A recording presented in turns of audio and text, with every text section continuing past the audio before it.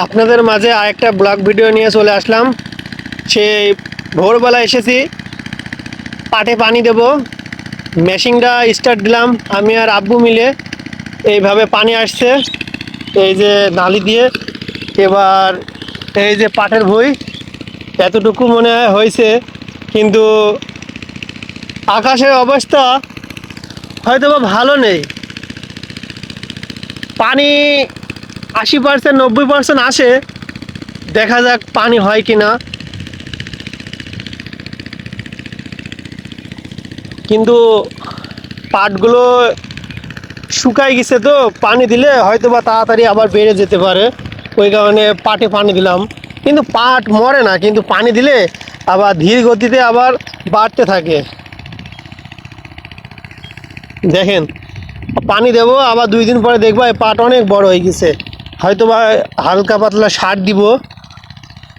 এই যে পাখি আছে, পোকামাকড় খাইতেছে। এই যে যেই ভুট্টাগুলো এখানে পড়েছিল সেইগুলোতে আবার বীজ বেরাইছে। কি সুন্দর পরিবেশে দেখেন, পাখিগুলো কি মানান করে পোকামাকড় খাইতেছে।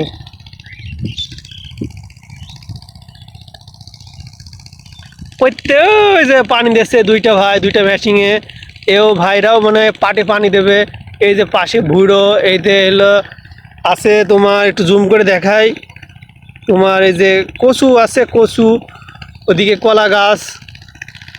এই যে পাশে দেখতে পাচ্ছেন সাদা, আর ওই যে দুইটা চাচা কাজ করতেছে।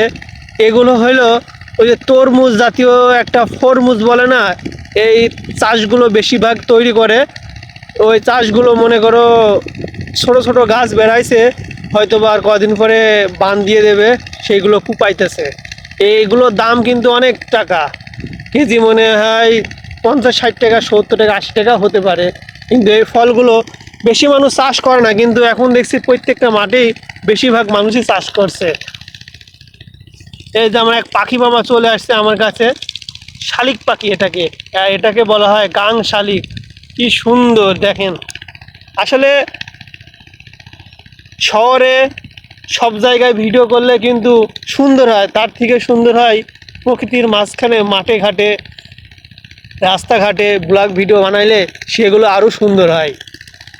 এই যে ফিঙে রাজা মামা, এই পাখি কিন্তু অনেক মারাত্মক।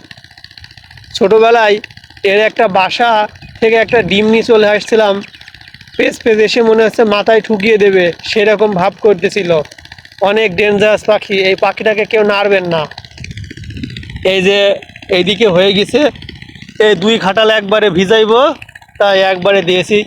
দেখা যাক, ঘন্টা 3 4 ঘন্টা রাখতে পারে। ভিডিওটা যদি ভালো লাগে সবাই লাইক কমেন্ট করে পাশে থাকবেন। আসসালামু আলাইকুম, আল্লাহ হাফেজ।